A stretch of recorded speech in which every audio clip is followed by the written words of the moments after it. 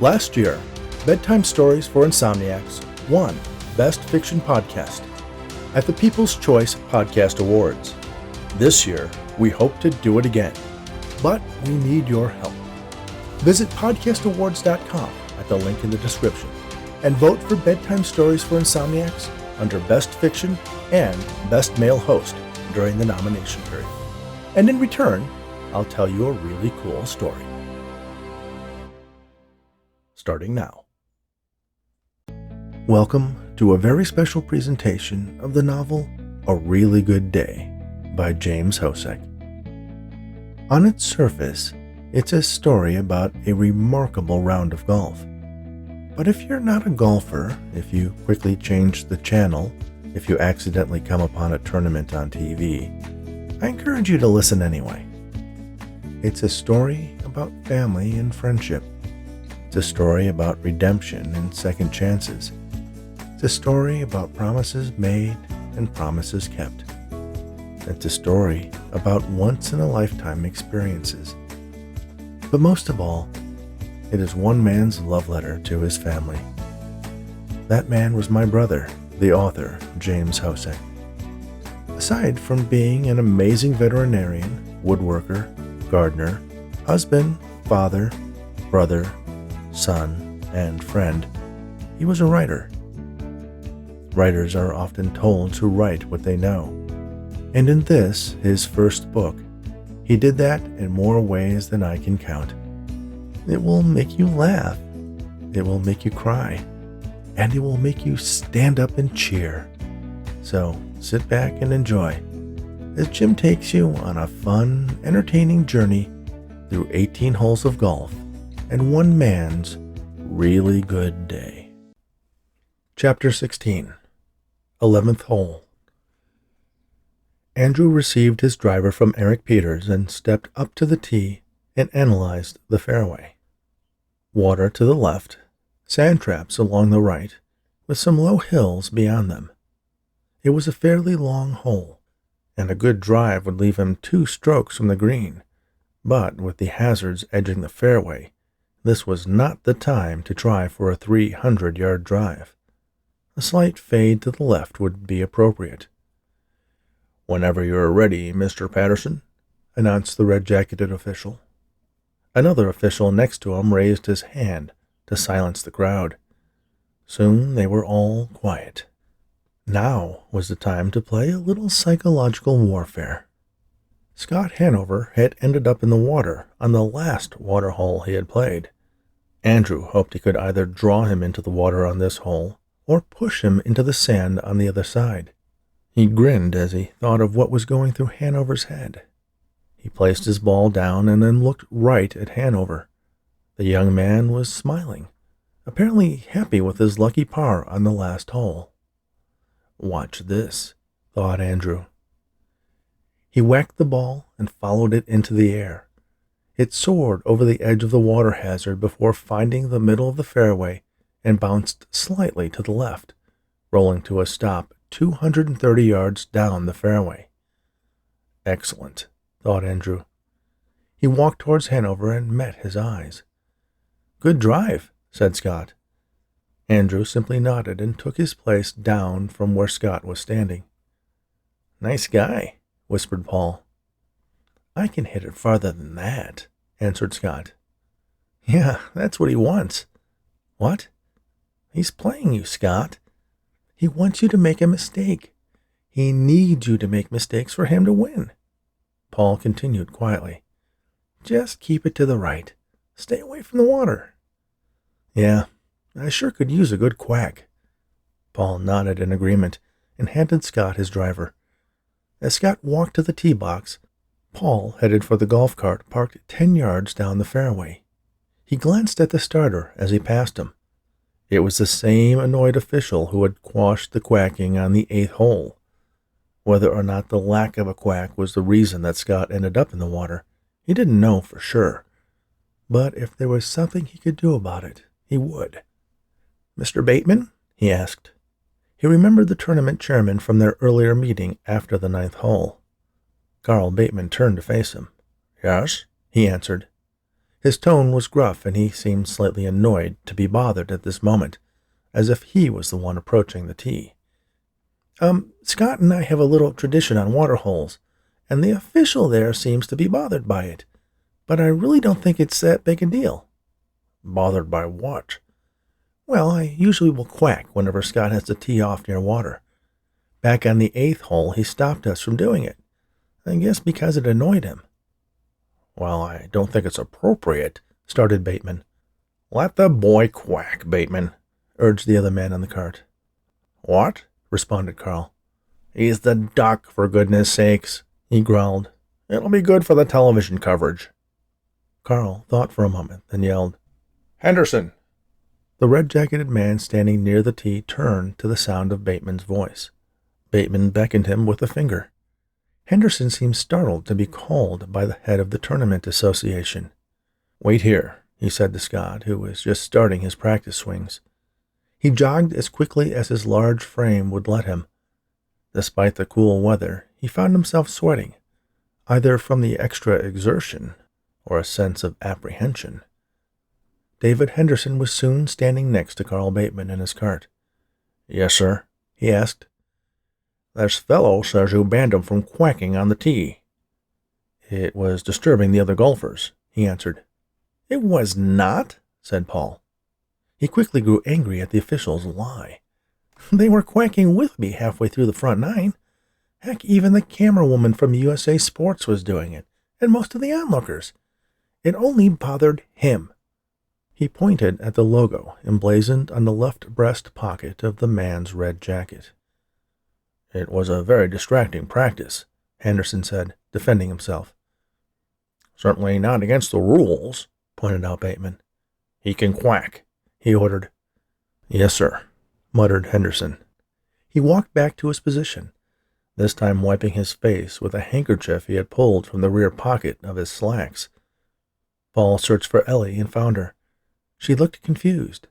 He simply mouthed "quack," and she smiled in acknowledgement.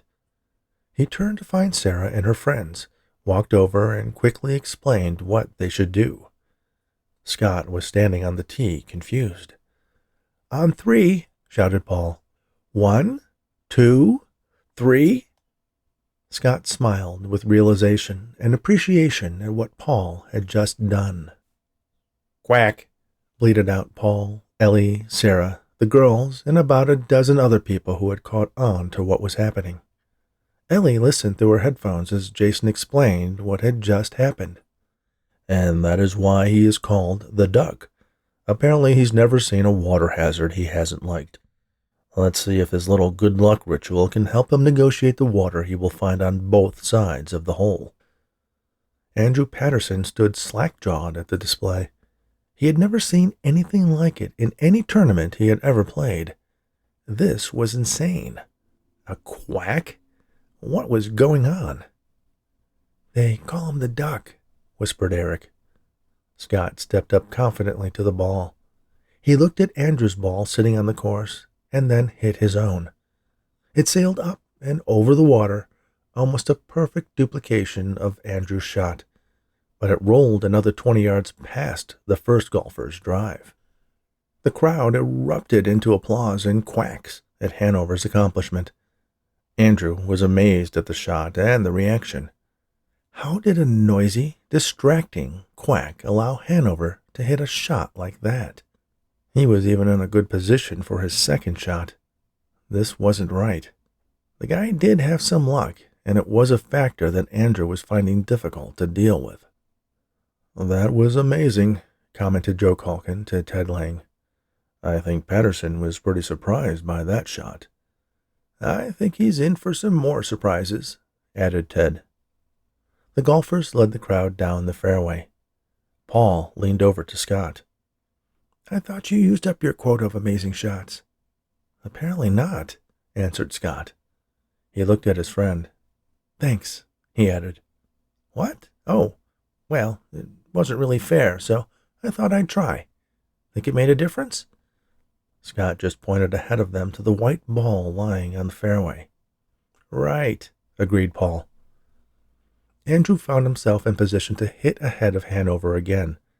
At least there was that. There was no way this guy would get a second shot off like that.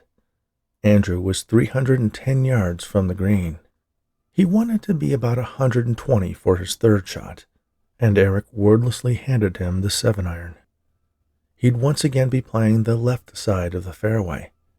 The flag was on the right side of the green, but approaching from the left gave him more area to play with. He walked up to his ball. It lay next to a leaf. He picked it up, and the ball rocked away, and then fell back. He breathed with relief. Had the ball not returned to its original position, he would have had to take a penalty. He had never taken a penalty for something like that. Why was he so careless? He knew it wasn't Hanover putting pressure on him. That was ridiculous. Perhaps it was the distraction of the brief interview with that reporter, Lucy Pendle. In any case, he made a mental note to be more careful. All he needed at this point was to make a stupid mistake. He lined up his shot, and once again the ball sailed high, landing and rolling a short distance to the exact spot he had aimed. He smiled. Nothing less than perfection, he noted. "He sure can hit it straight," commented Paul. "Well, assuming I don't, where do I go?" "Water to the right, stay left, like Patterson. You have 290 yards to the green." "3-wood?" asked Scott. "That would leave you a nice chip. Your chipping has been excellent today. Can you keep it straight?" "Well, considering I usually slice a little with the club, if I aim left, I'll be okay." "Then go for it." Paul pulled the club out of the bag, removing the stuffed elephant cover from the wood. Scott drew his imaginary line from the left side of the fairway to the ball, and then placed the head of the club about a yard behind the ball in that line. He stepped around the club to place his feet parallel to that line. Andrew chuckled at Hanover's little dance with the club. The guy couldn't even line up a shot. Scott set the club short of the ball and took 2 practice swings, both cutting a swath of grass from the ground. He stepped up and took his backswing. As he brought it down, he saw the twisting of the club head as it struck the ball. It soared up from its lie in the grass, and for 150 yards sailed straight. Then its spin overtook airspeed, and it began to turn. It bounced near the middle of the fairway, but it had picked up considerable motion to the right. It landed halfway to the water and rolled, disappearing into the tall grass next to the water hazard, about 70 yards from the hole. "Rats," Scott said. "Do you think it went in?" "Probably," answered Paul. "Well, on in 4 and 1 putt, eh?" "Good plan," agreed Paul. Ellie's camera lost the ball in the tall grass. She listened to see if another camera angle had caught it. Jason's voice once again crackled to life. "Difficult to tell from this angle where that ball ended up," he said. "A penalty here could narrow Hanover's lead by another stroke or eliminate it altogether." Bob's voice cut in on her headset and instructed her to work her way along the right side of the fairway to see if she could spot the ball. In the meantime, Alf Redding followed Patterson to his position on the fairway. Andrew could barely contain his glee. This was going to be easier than he thought. How could someone with that little control of his swing have gotten this far? He had seen the golfer line up to hit near his ball and watched as he dropped his shoulder too soon, causing the club head to twist. And what was he doing hitting a 3-wood from 290 yards? He was asking for trouble, especially on such a narrow fairway. The crowd was following Andrew to his ball. Eric handed him the pitching wedge, and he looked towards the green. Easy par and perhaps another chance at birdie. He lined up and whacked the ball. It soared up straight at the pin, then landed with a thunk and rolled back a few inches. It ended up 3 yards from the hole, pretty much in the center of the green. This particular green was flat, and he nodded in approval. To his right, Hanover and his caddy were walking slowly to the water hazard lining that side of the fairway. Nearby was a camera woman scanning the ground with her lens. There were no onlookers on that side due to the presence of the water, and a murmur could be heard circulating through the crowd, like a secret being passed in a classroom. Paul and Scott approached the edge of the water. Below the surface, several balls could be seen. "I don't see one with a duck," Paul said. "It must have gone in right around here," added Scott. "Hey," Ellie called from a couple feet away. "I think I got it," she announced. "You see it?" Scott walked over to the edge of the water where the camera woman was standing. "Not in the water," she said. "There." She pointed with her left hand to a clump of tall grass at the edge of the water. Hanging over the pond and nestled in the blades of the long grass was a tiny yellow duck sitting on a white ball. "Wow," said Paul. "That's hard to do." Jason Bernard stared at the image on the monitor. "That is either incredibly lucky or incredibly unlucky, depending on how you look at it. He didn't lose the ball in the water, but how he's going to hit it from there is going to be quite a trick." Alf raced up to where Hanover, his caddy, and Ellie were standing. He looked at the ball nestled in its precarious perch and whistled low and long. "Lots of luck," he murmured. Andrew seemed confused by what was going on next to the bank. Wasn't Hanover going to take a drop and get on with it? A red-jacketed official jogged over to the site. He paused, looking at the edge of the water, and slowly nodded his head. Eric leaned over and whispered, "They're saying he found the ball, but it's perched on some sort of grass ledge." Andrew smiled. Even better.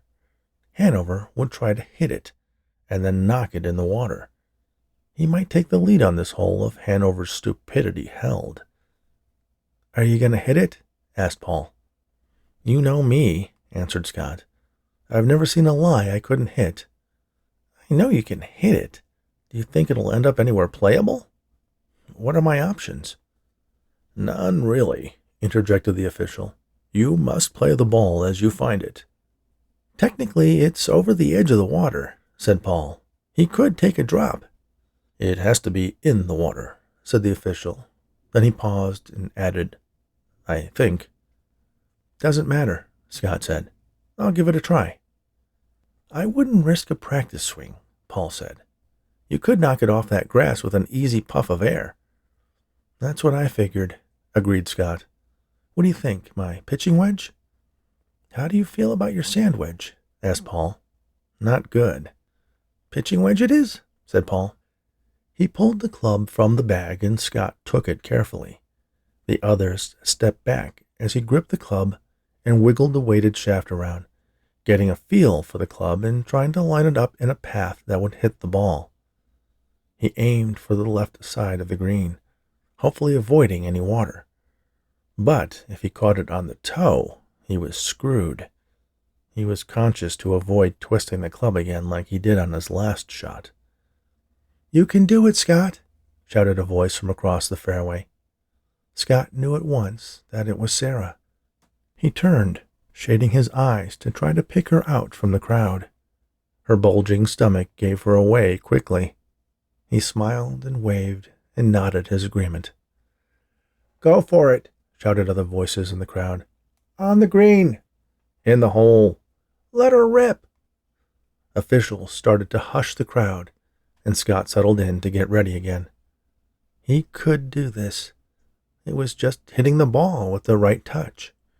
Not too hard, not too soft. An easy partial backswing, and just keep your eye on the ball, he told himself. He imagined Andrew Patterson smug with the knowledge that Scott's self-destruction had begun. He couldn't let that stand. He pulled the club a little bit above parallel to the ground and whispered, "Please," as he aimed for the clump of grass. The air exploded into a puff of grass blades as he swung. The clutter distracted his eyes from the ball. "Where did it go?" he asked Paul. "Straight up," he answered, staring at the sky. "Wow," he commented once more. Alf Redding was following the little speck, and it seemed to stay aloft for a very long time. "It might make the green," added Paul. The ball whistled down and, with a splunk, plopped onto the longer cut fringe that surrounded the green. Scott let his breath out. He still had 5 or 6 yards to the hole, but he was out of danger. What a shot. "That was just amazing," commented Jason Bernard. "That ball seemed too scared to come down in the water, as if Hanover would never forgive it if it got even the slightest bit wet. But based on what we've seen from this young amateur so far today, it really isn't all that surprising." The crowd applauded with enthusiasm, and Andrew turned and looked at the people around him, thinking, why are they all applauding? Couldn't they see how lucky that shot was? There was no skill. He just whacked at the grass and got lucky. He could just have easily ended up in the pond. He shook his head and started walking to the green. Scott looked down at the bank. A few shattered stems remained where the ball had been a few seconds earlier. He shook his head in disbelief. "If you can't be good, be lucky," said Paul, hopefully not for the last time today. Scott turned and waved at Sarah. She was jumping and clapping and hooting with the rest of the crowd. Boy, was he glad she was here. He noticed that Ellie's camera was looking at him, and he smiled and waved at her, punching the air with the satisfaction of a great shot. The image flashed across television screens all over Chicago and several other cities. None of the people knew or ever heard of Scott Hanover before. He was just an average guy, having an above-average day, and the excitement was enough to get people who didn't even golf to watch the television. Those who did golf were awed by his performance.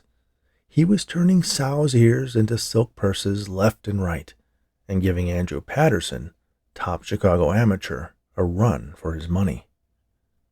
Andrew approached the green. "Don't do anything stupid," he told himself. He knew there was a great tendency for golfers who were a little behind to take risks and push themselves to catch up. He reminded himself he had a game plan, and Hanover didn't. He needed patience. Hanover couldn't keep up this show forever. The game was Andrew's to win. Scott was up first, as technically his ball wasn't even on the green yet. Paul handed him the putter, and they looked over at the lie. "You'll need to give it a little more than you think to get through this fringe," he cautioned. "I figured. I just don't want to leave it short. I can smell a par." "Patterson could be looking at birdie," said Paul. "I'll still be ahead," added Scott. He lined up his feet for the putt. Putting on the fringe was not as exact a science as putting on the green. When you were on the green, you could usually count on a fairly consistent surface. It was easier to judge the speed of the ball and how hard to hit it. On the fringe, the grass was cut a fraction of an inch higher. While it didn't look that much different, it could really slow the ball down to start, and then the transition from the somewhat taller grass to the closely cropped green could change the direction of one's putt significantly. Scott took a couple of practice putts, adding a little more force to the swing than he thought necessary, then stepped up to the ball. This time, there was extreme silence as he stood ready to take his shot. He kept telling himself not to leave it short, especially not 2 or 3 yards short. He drew back the club, mimicking the force of the practice swing, and pushed the club head through the ball. He hit it hard enough that it jumped off the grass a little, rather than just rolling. After a foot of the fringe, it hit green and continued going. It wasn't headed straight for the hole, but it would be close. For a minute, it looked like maybe he had hit it way too hard, and it would roll well past the hole. He hadn't noticed the crowd was now cheering the ball on. One guy, perhaps the same one who had yelled it before, shouted, "It's in the hole!" As the ball drew nearer to the hole, the cheers grew louder, and then an amazing thing happened. The ball made a tiny break, a minute shift in its direction following an unseen contour in the ground that he had missed. Its change in bearing took it straight for the hole, and even before it plopped into the black opening, the crowd erupted in wild cheers. "Oh my God," Scott said to himself. He had another birdie and was now 8 strokes under par. "An incredible putt," commented Jason Barnard. "I'm sure it surprised him as much as anyone else. The pressure is now on Andrew Patterson to make his putt so that Scott Hanover's lead does not get larger. At this pace, Hanover is set to tie the record for the best 18 holes for the PGA." The last fact was courtesy of Freddie from the studio. "Actually, since Hanover was hitting from the fringe, that stroke won't count as a putt. So far he hasn't had anything higher than a 1 putt on any hole, and 3 holes with no putts. He's averaging less than 3/4 of a putt per hole." Jason was pretty impressed with that last statistic from Freddie. What was it going to take to stop this guy? Hopefully nothing. On screen held a close-up of Patterson's face. Bob switched to that camera. "Here, of course, is the most surprised person. I'm sure he was counting on picking up a stroke or 2 here, but Hanover's luck on the front 9 seems to be spilling over to the back." Joe Calkin stood on the far side of the green. Hanover was making some incredible shots, doing things he didn't think were possible. How Scott got the ball off that grass hanging over the water was a miracle on its own. Ted Lang nodded slowly to himself. He mentally calculated and extrapolated Hanover's score if he kept up this pace. He had never seen anything like this before, and wondered if his little talk with him this morning at the driving range had anything to do with it. Part of him knew the pendulum could swing at any moment. This could quite easily be the end of his incredible run. Even if it was, he was glad he was here to see this much. Andrew Patterson took his putter and waited for the crowd to quiet down. He couldn't let the lucky putt get to him. He had to play his game. He would come out ahead. He would be happy with the par on this hole. That was what he planned on, and that was what he was shooting for. There was no point in making a mistake now. The last bit of cheers from around the hole quieted, and he stepped up to his ball, eyeing the path he had imagined on the green, mentally calculating how hard to hit the ball. "In the hole, Fancy Pants!" yelled a voice from the back of the green. Several people around the heckler shushed him. Andrew chuckled at the comment. That was a new one. He lined up his club head again, tracing his imaginary line across the white inlay on the top of the putter head. He drew back and hit the ball. It rolled up to the rim, hesitated a split second, and then plopped into the cup. Cheers erupted again, and quite unintentionally Andrew raised his putter in the air and yelled, "Yes!" He quickly regained his composure and took a deep breath. There was no need to get excited. A birdie is a possibility on every hole where one made the green in regulation. It wasn't something to count on, and he didn't. Why wouldn't this guy implode already? Wasn't the crowd enough to give him nerves? Then he realized Hanover had messed up, but a lucky shot had saved him. What were the odds that the ball would find the only outcropping of grass to save it from falling in the water? Hanover's luck couldn't hold. It wouldn't. He reached in and pulled his ball out, handing both it and the putter to Eric, who had just returned the pin back in the hole. Jake Fisher shook his head in disbelief as the television replayed Scott Hanover's last 2 shots. This guy should be playing on the Pro Tour. Well, maybe not. He knew Scott's handicap was 18. He was having a good day. He hoped that he would let him parlay it into some cash for a college fund for his soon-to-be-born child, or maybe let him and Sarah fix up their house, or take a nice vacation after the baby was born. It wouldn't hurt his pocket either. For the last year, Jake had burned his savings and was beginning to build up a pretty sizable credit card debt. Gina had been forced to pay dinner tabs more than once, and he hated putting her in that position. A thwacking sound in the background suddenly got significantly louder, and Jake watched a small helicopter land a couple hundred yards away on the now empty driving range. The force from the blades was enough to send balls rolling away in a circular path around the base of the helicopter, so when it landed, the grass was clear. 2 people got out, a man and a woman. The woman looked familiar.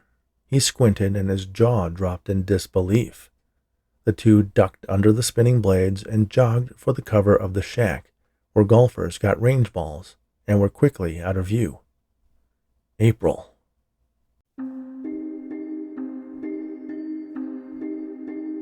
Thank you for listening to A Really Good Day, a novel by James Hosek, narrated by Rich Hosek. If you are interested in purchasing a hardcover edition of this story for yourself or a golfer in your life, visit gymbooks.myshopify.com. You'll get free shipping in the United States. You'll also get the complete audiobook and ebook editions with your purchase. And make sure to subscribe to the mailing list for updates about the upcoming release of his Doctor at Mystery series, cozy mysteries about a crime-solving veterinarian. Thanks again, and all the very best.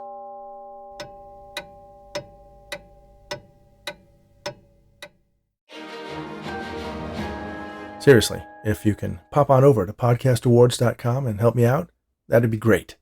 Bedtime stories for insomniacs, best fiction, and best male host. I owe you one.